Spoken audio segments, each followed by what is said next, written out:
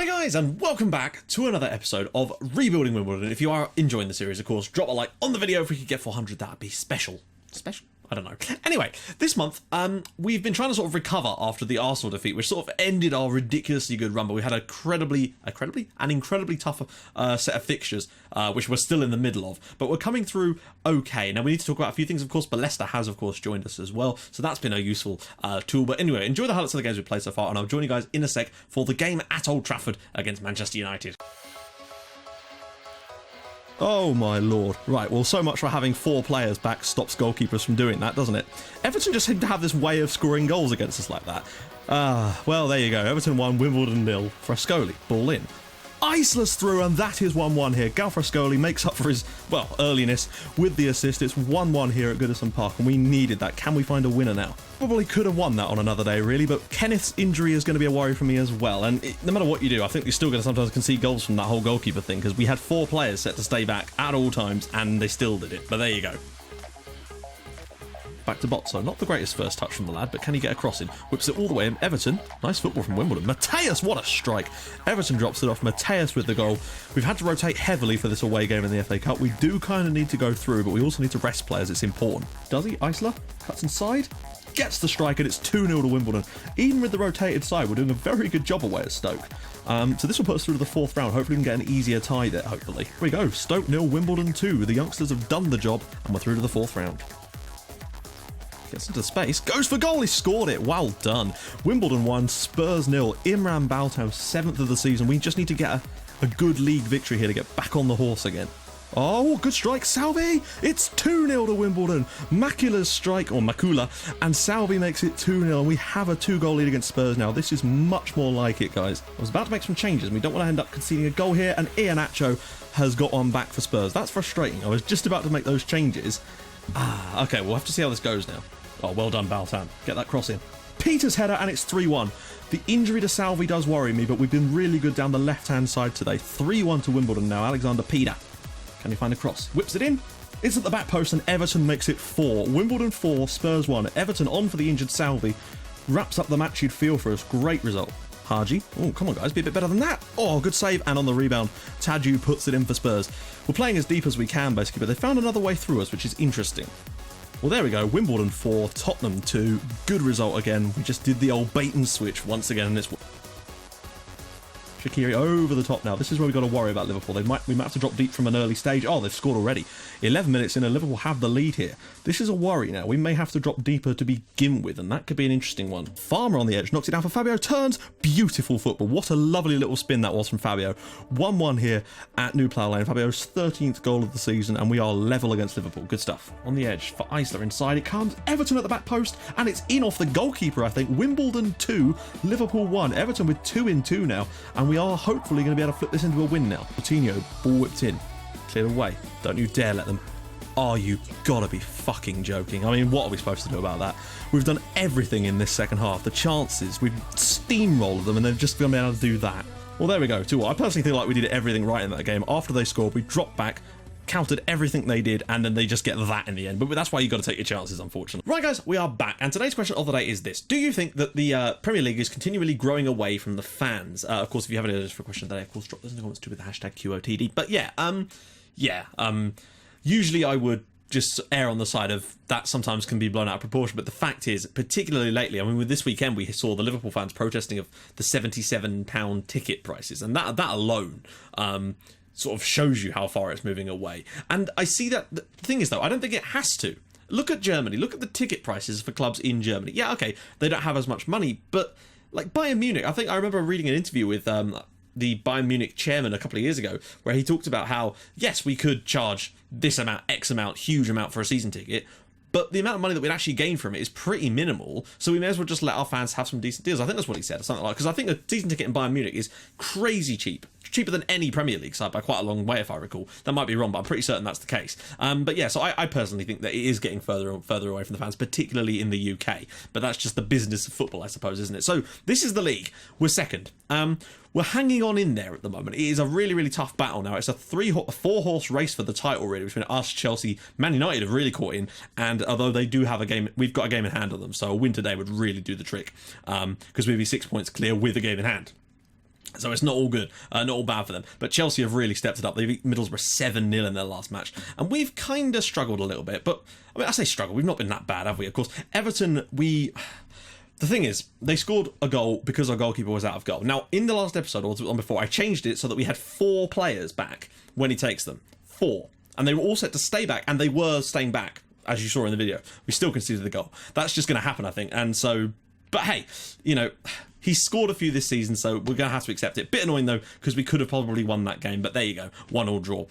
Stoke in the cup, brilliant, 2-0 result. Spurs in the league, that was more like it. We got back on terms with that, with Baltam, Salvi, Peter, and Everton with the goals. But Salvi has got shin splints and is going to be out for 5 weeks. I think it said 2 to 3 months, but I managed to send him to a specialist, so he's going to be out for 5 weeks. But we've got Everton in instead, who actually scored one of the goals against Liverpool. Couldn't believe we didn't win that one. We went behind early on when they broke in behind us, so we switched to our sort of more defensive style, or rather not defensive, but deeper, frustrated the crap out of them, created loads of chances, put ourselves in front, and then they got a horrific, great goal from Coutinho, take that thing away, but the fact that we were able to actually, it's just one of those things, sometimes you're just not going to win. I don't think we did anything wrong specifically in that one, apart from maybe not setting up originally with the deeper line, but I don't like to set up like that, because sometimes it just invites the pressure, but there you go.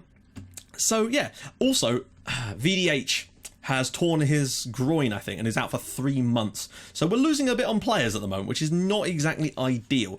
Just looking at the stats, top scorers at the moment, Fabio with only 13. But we've also got players on 9, 8, 8, 8, 7. Lots of goals spread across the team, which is nice. Assist-wise, Salvi 12.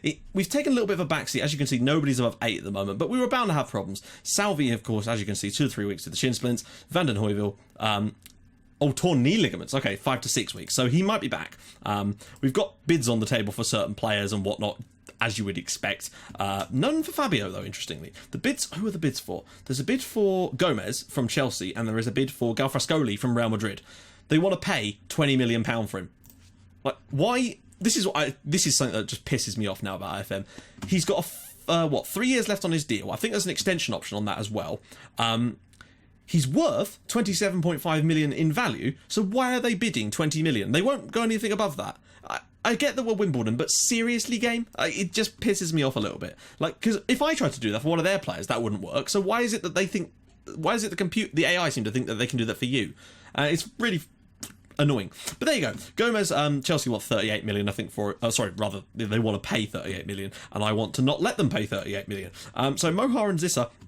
Molester's played a few times. I almost called him Molester then. Balester has played a few times this month. He's not been superb. So we're going to we'll try Mohar and Zissa for today's game.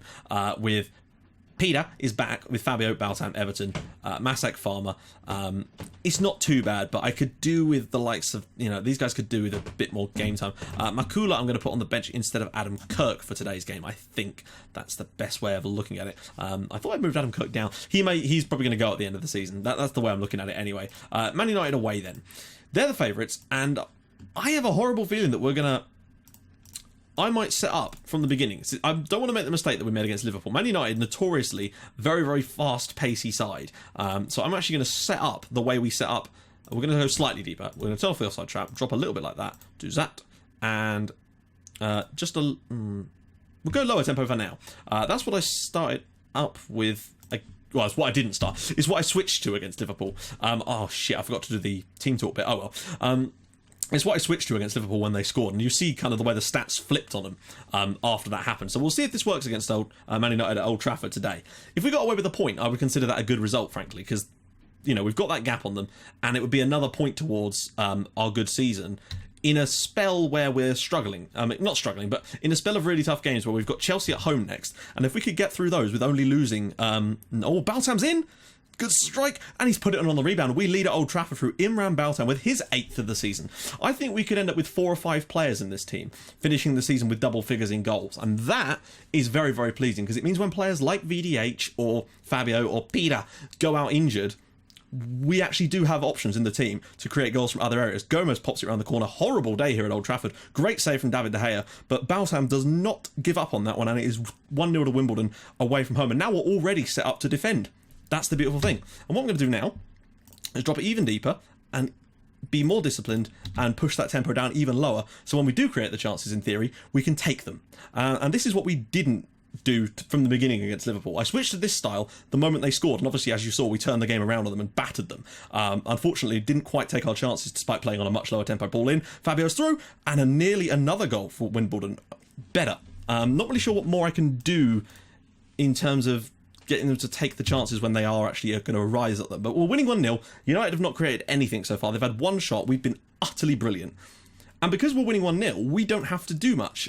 What I've basically been doing in games a lot of the time is when we take the lead, basically just, once we're 2-0 up particularly, just switching to this and absorbing the pressure, because most teams can't be asked to put you under any pressure anyway.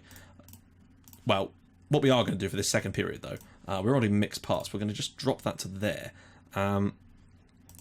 I've also been messing around with dribble less and dribble more type of thing, because that's worked quite well. Against Spurs, we actually had them set to run at them, and people like Salvi and Baltam were really, really good at that.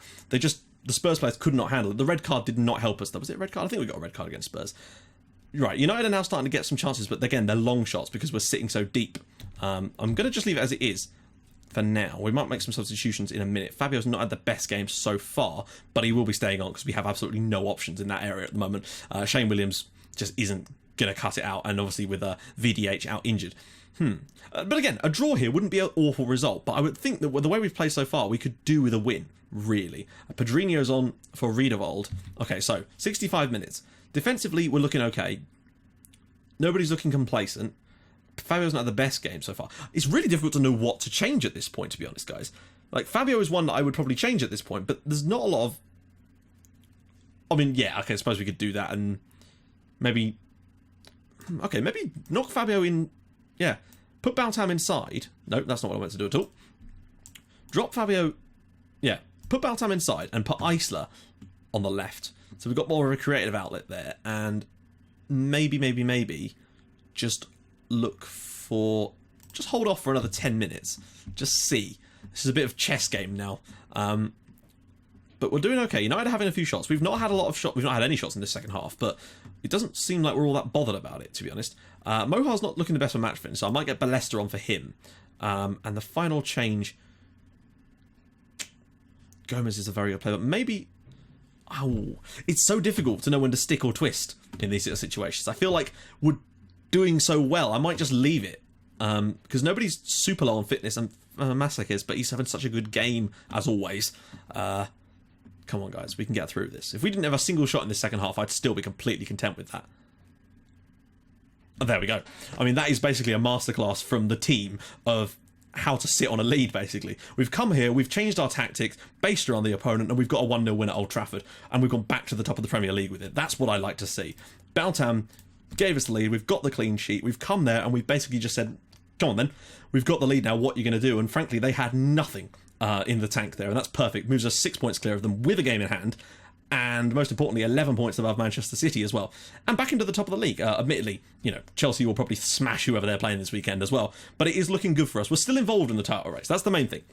We're right in there. Of course, things are going to get a bit more difficult now that we've got the Champions League coming back again. But hopefully, if we can beat Chelsea at New Plough Lane in the next match, that would be monumental. Because after that, things start to ease up a little bit, and we've actually got through a relatively tough period. You know, okay, so we lost at Arsenal. Lost at home to Arsenal. Yeah, drew away at Everton wasn't ideal, but we did beat Spurs. Draw with Liverpool, not great, but we've made up for that now with a win against Manchester United away. The only one of those teams left that we've got to play is Manchester City at home. Remember, because we've already beat them at the Etihad. So it's not all bad. We've only got one more game. We've got City and Chelsea at home. Those are the two big games that we've got left, both of which are at home, and both of which give me a lot of confidence going into the rest of the season. I think the City game's a bit further away. No, it's not really, is it? So next episode, we've got Southend in the Cup away, which we can win, comfortable. Chelsea in the league at home, we've got to try and win that. Then we've got Fulham away, which should be winnable, although we did draw at home against them, but we're going to learn from those mistakes. We've got City at home as well, and then Sunderland away. There's a good chance for us to win all of those games. Don't think we will, but there's a really good chance for us to beat those teams and at least still be right up there when it comes to the Sunderland game, which will actually be the live com, because we're going to do, in the next episode after that, will be the PSG live com, because look at the amount of games there are between those two fixtures. They're very, very spread out for some reason. But after that, if we were to get through against PSG, we might do some double live com stuff, because there wouldn't be a lot left in between there, so I could make the episodes nice. The episodes wouldn't get too long, but we'd also get lots of content as well. So If you guys have enjoyed this episode, which I hope you have, because we're still looking pretty damn good, still only one bit of red there for quite some time, and yeah, drop a like on the video. If we could get 400, that'd be superb, and I will join you guys in the next video tomorrow, where we'll be playing at the Stadium of Light against Sunderland to see if we can get ourselves...